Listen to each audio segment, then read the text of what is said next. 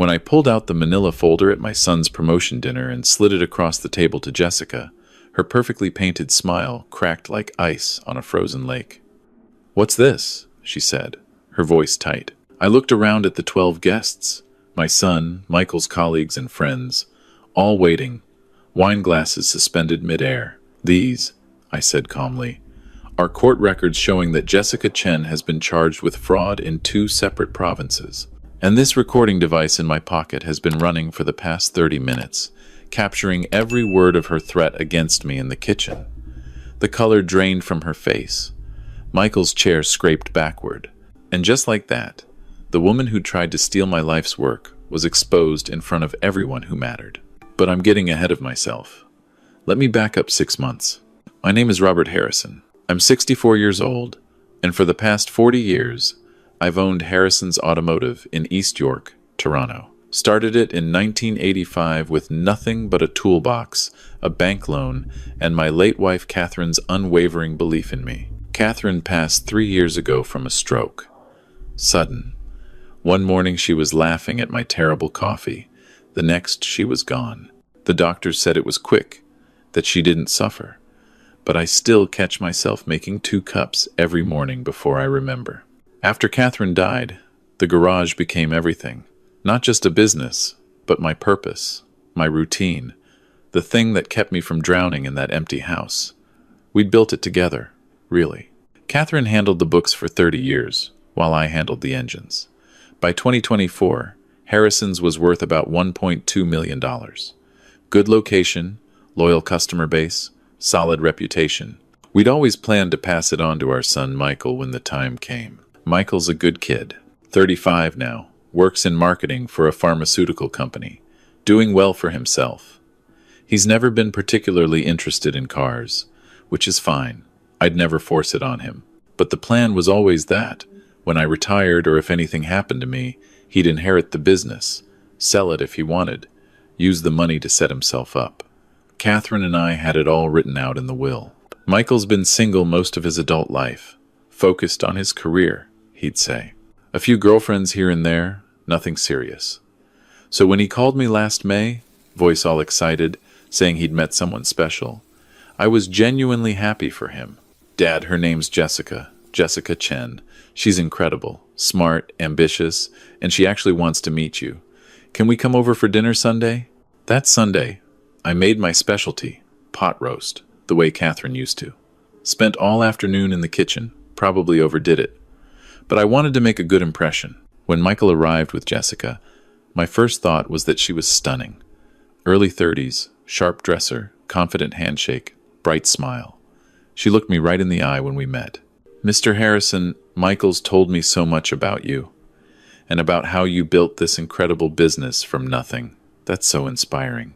We sat down to dinner, and Jessica was charming. Asked all the right questions, laughed at my stories, complimented the food. She seemed genuinely interested when I talked about the garage, about the early days, the struggles, the victories. "So the business is worth over $1 million now?" she asked, cutting her roast. "That's remarkable for an independent shop. Most get bought out by chains." "We've had offers," I said, "but I could never sell. Too many memories there." "Of course," she said softly. "Michael mentioned his mother worked there too. That must make it even more special." I liked her. Michael was glowing, clearly head over heels. After they left, I called my sister Janet. "I think he's finally found the one," I told her. Over the next few months, Michael and Jessica became inseparable. They'd come over every couple of weeks for dinner. Jessica always brought wine, always asked about the business. Sometimes her questions felt a bit pointed, a bit too specific. "So, Michael will inherit the garage when you retire, right?" she asked one evening in July, just casually, while helping me clear dishes. "That's the plan," I said. "And you've got everything set up legally? Estate planning? All that?" "Yeah, all sorted out years ago. Why do you ask?" "Oh, just making sure Michael's future is secure," she smiled. "You know how it is, planning ahead." There was something about the way she said it that felt off, but I pushed the feeling aside. She was thinking about her future with Michael. That was natural, wasn't it? In August, Michael told me they were moving in together. Jessica had a condo downtown. Nice place, apparently. He seemed nervous telling me, like he thought I'd disapprove. Dad, I know it's fast, but when you know, right? That's what you always said about Mom. I did say that. I agreed. I'm happy for you, son. But after he left, I sat in my living room for a long time, staring at the photo of Catherine on the mantel. What do you think? I asked her picture. She just smiled back at me, frozen in time at our 25th anniversary party. September came, and with it, Michael's big news. He'd gotten a promotion at work, senior marketing director. Big raise, company car, the works. He was thrilled. We should celebrate, he said over the phone. Jessica wants to host a dinner party at the condo. Nothing huge, maybe a dozen people. You'll come, right? Wouldn't miss it, I said. The dinner was set for October 15th, a Saturday evening. I bought a new shirt, even got a haircut. Wanted to look presentable for my son's achievement. But 3 days before the dinner, everything changed. I was at the garage, under a 2019 Civic, replacing a transmission, when my phone buzzed. Text from Jessica. Hi, Robert. Can you come by the condo this evening, around 7? I want to go over some details for the dinner. Michael's working late. I thought it was odd she'd text me directly. Usually everything went through Michael, but I figured she just wanted to make sure the party went smoothly. I cleaned up, drove to their condo in Liberty Village. Jessica answered the door in yoga pants and a sweater, glass of wine in hand. Robert! Thanks for coming. Come in, come in. The condo was modern, all glass and steel, expensive furniture. Not really my taste, but impressive. So what did you need to go over? I asked, standing in the entryway. Oh, we can talk about that in a minute. Can I get you a drink? Coffee? Wine? I'm okay, thanks. She gestured to the living room. Please, sit. Make yourself comfortable. I sat on the edge of their leather couch. Jessica sat across from me, crossing her legs, studying me over her wine glass. Robert, I'm just going to be direct with you. That's how I operate. Michael and I are getting serious. Very serious. We're talking about marriage. That's wonderful, I said, though she hadn't phrased it like good news. Michael didn't mention, he will. She cut me off. Soon. But before that happens, we need to have a conversation about the garage. My spine stiffened. What about it? Well, obviously it's a significant asset, and obviously Michael will inherit it. But here's the thing, Robert. We've been looking at the numbers, and that garage could be worth so much more if it was managed properly. Modernized. Expanded. It's doing just fine as it is, I said carefully. For now, she said. But you're 64. How much longer can you keep working those hours? And frankly, the way it's set up now, it's a tax nightmare. I've been researching this. If you transferred ownership to Michael now, we could restructure it, bring in partners, maybe franchise the model. We're talking potentially 3-4 million in 5 years. I'm not interested in franchising, I said. But Michael might be, she said sharply. Then she softened. Look, I know change is hard, but you have to think about Michael's future, our future. We want to start a family, buy a house, build a life. That garage is his inheritance. Don't you want him to get the maximum value from it? When I'm gone, he can do whatever he wants with it, I said, standing up. But while I'm alive, it stays as it is. Her expression hardened. Sit down, Robert. I'm not finished. Something in her voice made me freeze. This wasn't the sweet, charming woman who'd complimented my pot roast. This was someone else entirely. I sat back down, slowly. Jessica leaned forward. Here's what's going to happen. You're going to transfer ownership of Harrison's automotive to Michael within the next 30 days. You can stay on as manager if you want, salary to be negotiated. But the business will be in Michael's name, and I will be listed as co-owner since we'll be married. Absolutely not, I said. I think you will, she said calmly.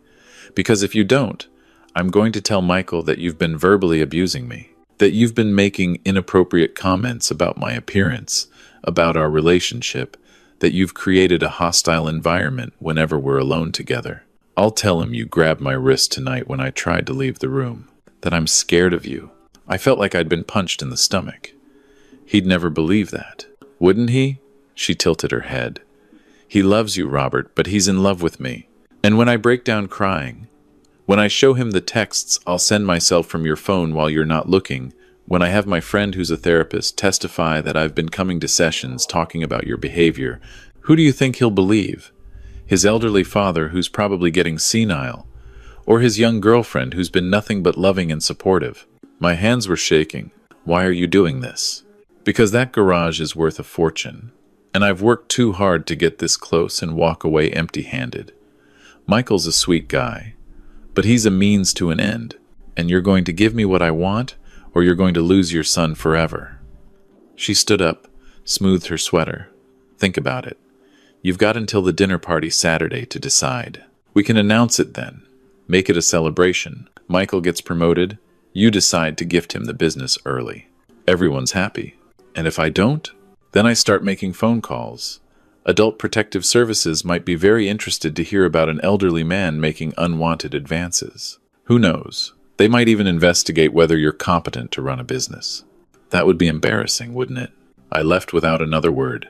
Drove home in a daze, hands gripping the steering wheel so tight my knuckles went white. That night, I didn't sleep. I kept thinking about Michael, about how heartbroken he'd be if he believed Jessica's lies, about losing my son, losing the garage, losing everything Catherine and I had built. By morning, I'd made a decision. I wasn't giving up without a fight. I called my sister, Janet. She's a paralegal, works for a law firm in Mississauga. Janet, I need your help, and I need you to not tell Michael. I told her everything. When I finished, there was a long silence. Jesus, Robert, she finally said. This woman is a professional. This isn't her first time. What do you mean? I mean, nobody gets this good at manipulation without practice. Let me make some calls. Don't do anything until you hear from me. 2 hours later, she called back. I talked to a friend who's a private investigator. He can do a background check. Look into her history. It'll cost about $1,500, but if she's done this before, he'll find it. Do it, I said. The investigator, a guy named Marcus, was efficient. By Wednesday evening, he'd sent me a preliminary report. I read it sitting in my garage office after closing. The fluorescent lights humming overhead. Jessica Chen, 32 years old, born in Vancouver. But here's where it got interesting. In 2018, she'd been engaged to a man named David Peterson in Calgary. David's father owned a construction company worth approximately $2 million. The engagement ended abruptly when David's family discovered Jessica had forged documents trying to get access to company accounts. No charges filed because they wanted to avoid scandal, but David had filed a restraining order. In 2020, she dated a man named Robert Lafleur in Montreal. Robert's mother owned a chain of bakeries. That relationship ended when the mother discovered Jessica had been stealing checks from her purse and forging signatures. Again, no charges, just a quiet separation and an NDA. There was more. Credit card fraud charges in 2016 dropped because the victim didn't want to prosecute. A small claims court judgment against her for failing to repay a loan from an ex-boyfriend's elderly father. Marcus had also found something else. Jessica had changed her name twice. Originally Jessica Wong, then Jessica Lee, now Jessica Chen. Each time after a relationship ended badly. She was a professional scam artist who targeted men with wealthy, aging parents. I felt sick. My son was in love with this woman. He had no idea. I called Janet back. We have to tell Michael, I said. No, she said firmly. Not yet. If you tell him now, she'll deny everything. Say you fabricated it because you don't like her, and it'll become he said, she said. You need irrefutable proof of her current intentions. The dinner's in 3 days, I said. I know. Marcus suggested something. It's risky, but it might work. The plan was simple. Wear a wire to the dinner party. If Jessica made her threat again, if she tried to pressure me in front of others, or in a private moment, we'd have it on recording. Ontario's a one-party consent province for recordings, Janet explained. As long as one person in the conversation knows it's being recorded, it's legal. You can use it as evidence. Friday afternoon, Marcus met me at a Tim Hortons and showed me the device. Tiny little thing, clipped to my belt, microphone hidden in a button on my shirt. Quality's excellent, he said. Picks up everything within 10 feet. Battery lasts 6 hours. Just press this button to start recording, this one to stop. That night, I barely slept again. Kept rehearsing what I'd say, how I'd handle it if Jessica confronted me. Saturday evening came. I put on my new shirt, clipped the recording device to my belt under my jacket, and drove to Michael and Jessica's condo. The place was packed. Michael's colleagues, some friends, Jessica's co-workers, caterers moving around with trays of appetizers. Michael greeted me at the door with a huge hug. "Dad, you made it! Come in, come in. Can you believe this turnout?" He looked so happy. My heart ached. Jessica appeared beside him, stunning in a black dress, her arm linked through his. "Robert, so glad you could make it." Her smile was perfect, warm, genuine. If I didn't know what I knew, I'd never suspect. "Congratulations on the promotion, son," I said, handing Michael a card with a check inside. "Thanks, Dad. That means a lot." Jessica's eyes flicked to me. "Robert, could I borrow you for a second? I need help reaching something in the kitchen." My pulse quickened. I pressed the record button on the device. "Sure," I said. I followed her through the crowd to the kitchen. It was empty, the caterers temporarily in the living room. Jessica closed the kitchen door, leaned against it. Her warm smile vanished. "Have you made your decision?" she asked quietly. "I'm not signing anything," I said, keeping my voice steady. Her jaw tightened. "Then you're choosing to lose your son. I'm choosing to protect him from you." She laughed, sharp and cold. "Protect him? Robert, you have no idea what you're dealing with. After tonight, I'm going to tell Michael that you cornered me in here and made inappropriate comments about my body. I'll cry. I'll be devastated. And he'll believe me because he loves me. He loves you because he doesn't know who you really are." "And whose fault is that?" she hissed. "You've had months to say something, but you didn't because you knew he wouldn't believe you. And he won't believe you now. But you know what? I'm done being patient. Here's your last chance. Sign the papers transferring the garage to Michael, with me as co-owner, or I burn your relationship with him to the ground. What's it going to be?" I looked at her. This woman who'd targeted my family, who'd manipulated my son, who'd threatened everything I loved. "I've made my decision," I said. I opened the kitchen door and walked out. Behind me, I heard her sharp intake of breath. I found Michael near the fireplace, talking to his boss. "Michael, can I talk to you for a second? And everyone, actually. I have something I need to say." Michael looked surprised but nodded. "Sure, Dad. Everyone." He raised his voice. "My father wants to say something." The conversations died down. 15 people turned to look at me. Jessica emerged from the kitchen, her face carefully neutral. "I just wanted to toast my son," I said, raising my glass. Everyone reached for their drinks. "Michael, I'm proud of you. Your mother would be proud of you. This promotion is well deserved." "Thanks, Dad," Michael said, his eyes getting a bit misty. "But before we drink," I continued, "there's something everyone here should know, especially you, Michael." I reached into my jacket and pulled out the manila folder Marcus had prepared. This folder contains court records, police reports, and documentation showing that Jessica Chen has been charged with fraud in British Columbia and Quebec. She's changed her name twice to avoid her criminal history, and in the past 6 months, she's been pressuring me to sign over my business to you so that she can gain access to it. The room went dead silent. Michael's face went from confused to shocked. "Dad, what are you talking about?" Jessica's face went white, then red. "This is insane. Michael, your father has been harassing me for months. I didn't want to tell you because I didn't want to hurt you, but he's been—" "I'm not finished," I said loudly. I pulled out my phone, connected it to the Bluetooth speaker Jessica had set up for music. "This is a recording from 5 minutes ago, in the kitchen." I pressed play. Jessica's voice, crystal clear. "Have you made your decision?" My voice, "I'm not signing anything." "Jessica, then you're choosing to lose your son." The conversation played out in full. The threats, the manipulation, the demands. Every word. Michael's glass slipped from his hand, shattering on the hardwood floor. Jessica lunged for my phone. "That's illegal! You can't record someone without permission!" "In Ontario, I can," I said, holding the phone out of her reach. "One-party consent. And I was that party." She whirled on Michael. "Baby, please, you have to believe me." He edited that. "Get out," Michael said quietly. "What?" "Get out," his voice cracked. "Get out of my home. Get out of my life. We're done." Jessica's facade finally shattered completely. "You're an idiot, Michael. You and your pathetic father. You think I ever loved you? You were just a meal ticket. That garage was supposed to be mine." She grabbed her purse, her voice rising to a shriek. "You'll regret this. Both of you." She stormed out, slamming the door so hard a picture frame fell off the wall. The room was frozen. No one knew where to look. Michael stood there, staring at the broken glass at his feet, tears streaming down his face. "I'm sorry, son," I said quietly. "I'm so sorry." He looked up at me, his face crumpling. "You knew? How long have you known?" "A week. I hired an investigator after she threatened me." "Why didn't you tell me? Would you have believed me?" He opened his mouth, then closed it.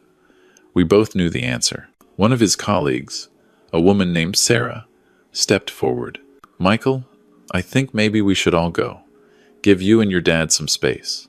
People filed out quietly, murmuring condolences, looking uncomfortable. Within 10 minutes, the condo was empty except for me and Michael. He sat down on the couch, head in his hands. I sat beside him, like I used to when he was little and had a nightmare. "She played me," he said. "She completely played me, and I fell for it. She's a professional, Michael. This is what she does." "I was going to propose," he whispered. "I bought a ring last week. I was going to do it tonight, after everyone left." He pulled a small box from his pocket, opened it. A diamond glinted in the light. My heart broke for him. "Son, this isn't your fault." "How is it not my fault? I brought her into our lives." "Into your life?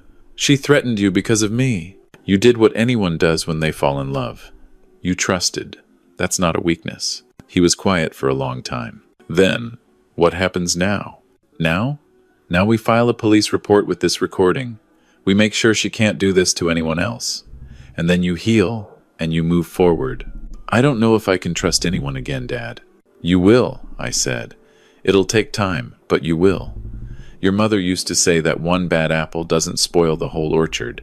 You just have to throw out the bad one and keep the good ones." He gave a watery laugh. "That's terrible wisdom. It was your mother's." "What can I say?" We sat there in the wreckage of his celebration, father and son, and slowly, he leaned his head on my shoulder like he used to when he was small. "Thanks for protecting me, Dad," he whispered. "Always, son. Always." The next week was hard. Michael stayed with me at the house, couldn't face the condo.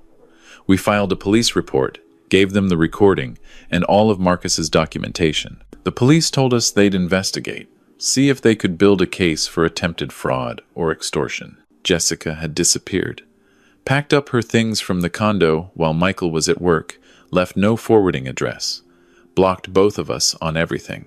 Janet did some digging and found out that she'd already updated her social media with a new name, Jessica Park.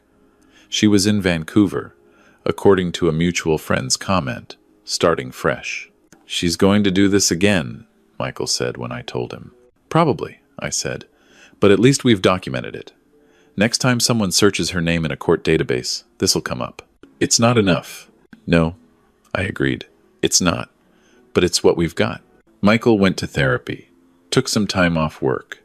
Slowly, over the weeks and months, he started to seem more like himself. 6 months later, we were at the garage together. I'd asked him to help me with inventory. Just wanted the company, really. He'd been coming by more often, sometimes just to sit in the office and talk. "You know," he said, looking around at the bays, "the tools, the cars in various states of repair, I never really appreciated this place. What it meant, what you and Mom built." "It's just a garage," I said. "No, it's not. It's 40 years of your life. It's your and Mom's legacy. Jessica saw it as money, but it's so much more than that. Your mother would have liked hearing you say that." "I miss her," he said quietly. Me too, son. Every single day. We worked in comfortable silence for a while.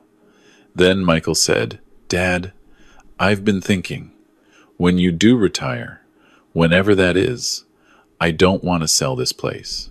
I looked up, surprised. I want to keep it, he said. Maybe hire a manager to run it, but keep it in the family. Keep Mom's memory alive. Is that okay? I felt my eyes getting wet. That's more than okay, Michael. That's perfect. He smiled, the first real smile I'd seen from him in months. A customer came in then, an old regular, and I went to help them. As I talked about brake pads and oil changes, I caught sight of Michael through the office window. He was looking at the framed photo on my desk, the one of Catherine at the garage's grand opening in 1985, her hair in that terrible 80s perm, her smile bright enough to light up the whole city. And I thought about how close we'd come to losing everything. How one woman's greed had almost destroyed my relationship with my son, almost stolen the business Catherine and I had built from nothing. But we'd survived. More than that, we'd come out stronger. That night, at home, I stood in front of Catherine's photo on the mantel. We did okay, I told her. Our boy's going to be just fine. In the photo, she smiled back at me, frozen in time at our 25th anniversary, looking at me the way she always had, with absolute faith that whatever came our way, we'd handle it together. And even though she was gone, I realized she was right. We'd handled it. Me and Michael, father and son, family. Some things, I thought, are worth fighting for. Some things are worth protecting at any cost. And that garage, that business, that legacy, it wasn't about the money. It was never about the money. It was about love, about memory, about the life Catherine and I built and the future we'd given our son. Jessica had tried to take that from us, but she'd failed. Because some things can't be stolen, can't be manipulated, can't be destroyed by threats or lies. Some things endure. And as I turned off the lights and headed to bed, I felt Catherine's presence, the way I sometimes did in quiet moments. Almost like she was there beside me, proud of how we'd protected what mattered most. Good night, Catherine, I whispered. And in the silence of the house, I could almost hear her voice. Good night, Robert. You did good.